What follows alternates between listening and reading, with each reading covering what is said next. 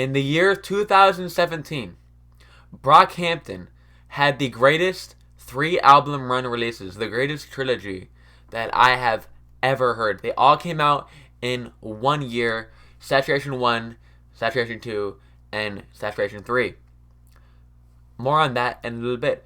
Basically, what happened to Brockhampton was they released these 3 incredibly experimental, incredibly out there, very very quirky production. These really strange albums that had a lot of rapping, but also, I mean, if you get to some of the tracks at the end, like Summer, you're getting some solo performances from guys like Bareface, who just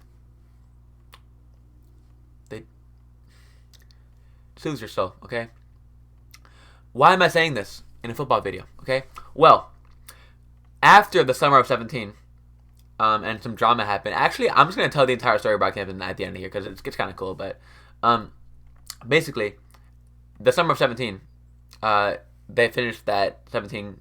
They kill it, right? Then they're gonna release another album, but due to some messed up stuff, they can't do it, and so they are rushed by their label to release another album, and it comes out, and it's like the same rap, but it's more like abrasive and experimental, and like people don't like it, but like I like it, but most people don't like it. And then they come out 2 years later with a pop album, which is really like out of left field, given they were like all rap before, and the pop album blows up. I mean, the song "Sugar" went TikTok viral. Okay, much to the I can't think of the word I'm gonna say. Much to the something of me. Yeah, I was happy about it, because I gatekeep. You know what I'm saying? I was like, dude, I was here in 17. Y'all are here now. But basically, Brockhampton bros up, and now everybody likes Brockhampton. And it's like, dude, I was here before you. And then it's like, damn. But now it looks like it like. But now if I'm like, yo, I like Brockhampton, then people are like, oh, Sugar's cool, and I'm like, bro, that's not how it is. Anyways, I said all that to say that Michael Strahan, I'm just gonna call him Strahan because his name looks like it. He could be that guy, You could be here in the summer of 21, a Michael Strahan fan, okay? The receiver out of Charleston College, somewhere. He's from somewhere. It's a small school, Charleston. You could be a fan of his right now. And in 2024, when he has a Kelvin Benjamin season, just fucking out of nowhere, 10 touchdowns, you can be like, dude, I was there before. I was there. I was there in the summer of 17. I was there in the summer of 21. The parallels are just uncanny, right? So I'm going to tell you about a guy, Michael Strahan, all right? This is a guy. This is definitely a guy right here. You literally cannot find Charleston stats on College Football Reference. So me being the analyst that I am, because I'm just the best one of all time, I went on the school's website, Charleston's website. I typed in Charleston football stats, folks, and I went to the website, right? And I looked up the stats. So there are conflicting reports on his size, because it's kind of hard to have official size when you're from Charleston, right? He's 6'5", that is pretty consistent, and anywhere between 205 and 225. The official site has him at 225, so I'll take that, right? And that gives him a BMI that is respectable. It's just about average. Just about average at 6'5". This dude is a hunk of a man at 6'5", 225. He comes in, and we don't know his age. I might have to like DM him on Instagram or something. I don't know. We'll figure it out. But let's just say he's 18, 19 as a freshman. He comes in, does nothing. He does nothing. Poor guy. Probably not going to have a good... Oh, wait a second. Second year, he had 1 catch for 6 yards. So, folks, the hit rate of a fella that comes in, goes to Charleston, right? And has 1 catch for 6 yards through 2 years on campus. The hit rate is likely not going to be very high, but wait, there's more. In 2018, Michael Strahan goes for 48 catches, 1,007 yards, and 8 TDs on 21 yards per reception. He comes in. He just hammers the competition. But wait a second, folks. He bested the next year In 2000, oh wait, oh sorry, I almost forgot, right? So he comes in with 1,000 yards and 8 TDs on a very good efficiency. And the second person, or the second leading receiver on the team in every stat was a guy by the name of DeAndre Brooks with 38 catches for 400 yards and 3 touchdowns. So Strahan is just the man here. He's just the shit, right? This guy is everything for the program, right? But wait, 2019, he comes in 78 catches, 1,319 yards, and 19 touchdowns. 19 touchdowns?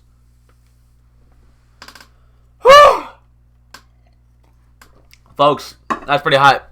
I need some water for it. Oh my god. 19 touchdowns in 1 year. Holy shit. Wait. Oh my god, what happened? I hope you can see me. This fucking camera sucks ass. Fucking sucks dick ass. Tremaine. Oh, fuck. I'm so professional, guys. I'm such a good YouTuber. Tremaine Ross is second on the team in everything with only 44 catches and less than 700 yards and 6 touchdowns. Bruh. Imagine scoring 6 touchdowns. Okay, I scored 19. That's what Strahan said, right? So, putting all this together, given the early age production, and that alone, he's probably not going to be very good, but there is a saving grace, right? So, there are two, I mean, this is the most, like, rudimentary shit ever, right? But, like, there are two ways to be an intriguing prospect in the NFL, or from college to NFL, right? You can be a young producer, right? I mean, you can be a DJ Moore. No, that's bad. You can be an Amon-Ra St. Brown, right? Or a Brian Edwards, right? Someone that produces young, and then not very. I mean, they don't like excel later on, but like they're not bad, right? I mean, they just kind of stay there, and that's intriguing because of the young production, right?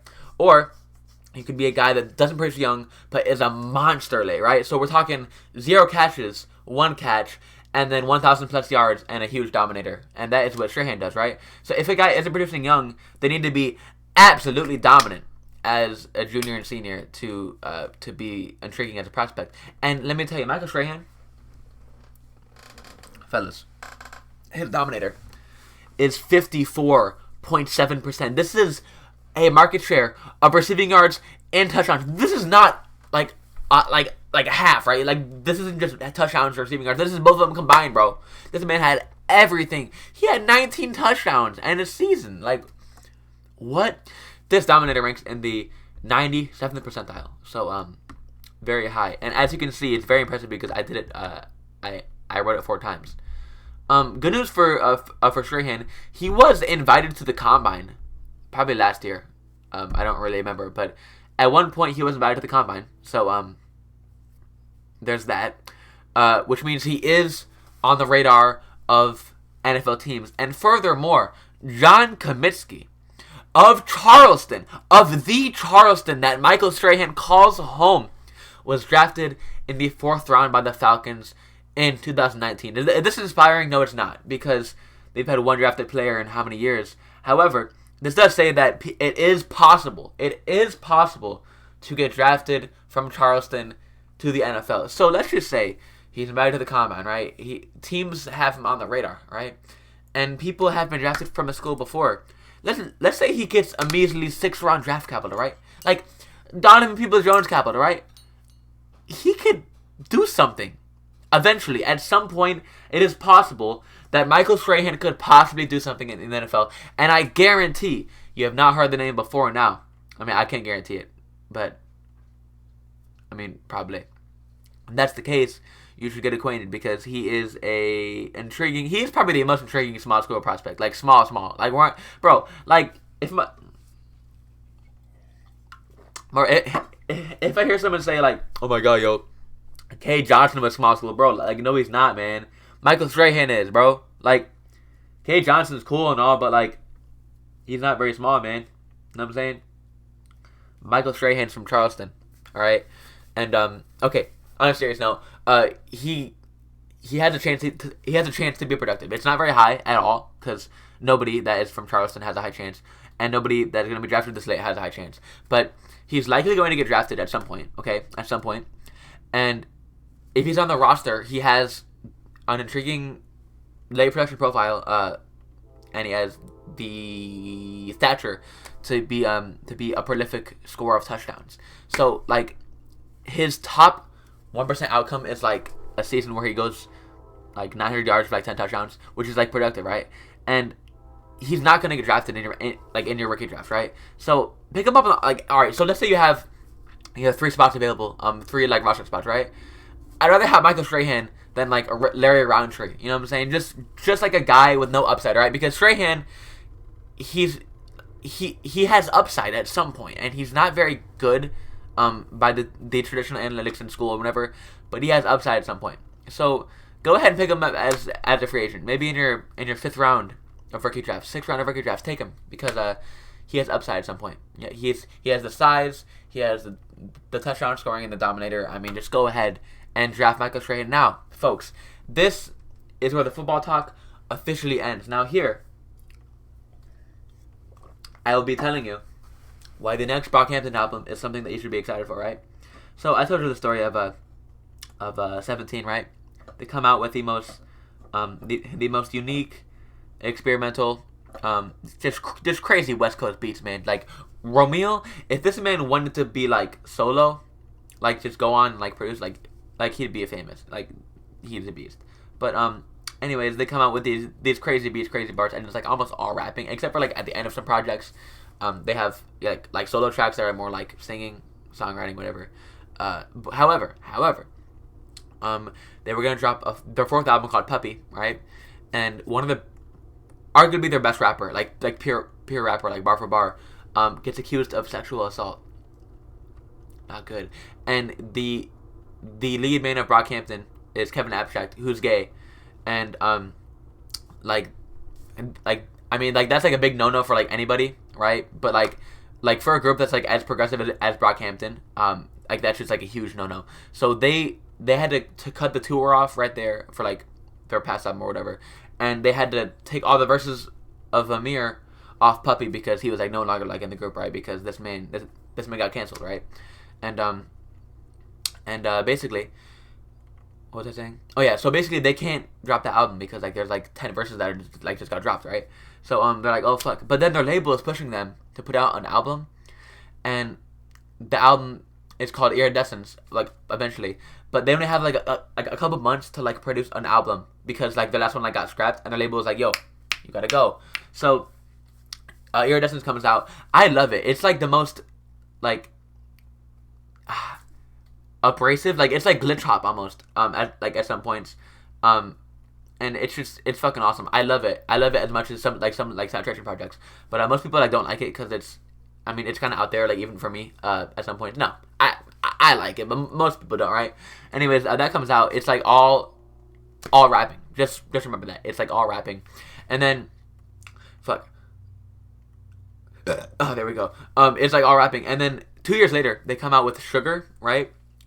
And no, they come up with Ginger, and the like big hit off that was Sugar, right? Ginger is mostly pop. It's mostly pop, and Sugar especially is a more poppy song, and this thing goes viral on TikTok. And then after this, there's an interview saying, we are a pop group, right? I think it was like an interview, and they were like, so like what genre are you? And they're like, we're pop to the core. And then Merlin was like, we're pop. I was like, fuck, not Merlin, man, not Merlin. They got him. I was like, all right, folks, it's been a good run. I love me some Brockhampton back in the day, but now I can't. They're too popular for me now. No, but like for like I just like pop, or I like rap more than pop, so I didn't really. I mean, Ginger was cool, but like I stayed up like till midnight, like waiting for it, and then I was disappointed, low key. You know what I'm saying? But I was like, whatever, good for them. I was genuinely happy that they were successful because they are a very talented group. However, I saw another quote saying, "We are now a pop album, and we're gonna." Kevin Abstract said, "We are gonna follow the success of Sugar." Right? I'm like, oh, folks, it's been a good run, but Brockhampton, they're gone. They're gone, and I thought we would never see any more rapping from them again. However, about a month earlier, or a month later, they said. A month before this, rather, before you're seeing this video, there was something that said that Brockhampton, I think it was Kevin saying it. He was like, "We have been through a very tough year, okay, folks, a very tough year, and we were gonna follow the success of Sugar. He actually said that, like real life said that. We are going to follow the success of Sugar, and we're pop. But no, it's been a very rough year. So now we're going back to our roots. You know, this feels more like life to us. Just rough, raw, and I'm like, oh my god, fellas, my penis was so hard. I was so excited for this. I was just so excited to see more rapping. And then the lead single comes out. It's called Buzzcut. They got Danny Brown on it, bro. If you could, never mind. I'm not gonna. Anyways, my computer right here has Danny Brown stickers in the back. Danny Brown is my favorite rapper ever, like pure rapper. He's incredible. I love him so much. He's fucking incredible, right? So they get a song featuring Danny Brown. I'm like, oh my fucking god. Is this it, folks? Have we done it? And I listened to it. This man killed it. Danny Brown killed it. And it was just as weird as I wanted it to be. And it was rapping. And April 9th, there will be a rap album from Brockhampton coming out. And I am so fucking excited. Like, I've never been this excited for a mainstream album since, like, yeah. I'm like, yeah, like I want to get like this excited for like a Danny Brown release or like a JPEG Mafia release. Like I like it's just yeah, I'm so excited. So April 9th, go ahead and give it a listen. I'll be giving it a listen over and over and over and over and over and over and over. I will not sleep that night. Okay, I'm excited. So that's it. That's the end of the video.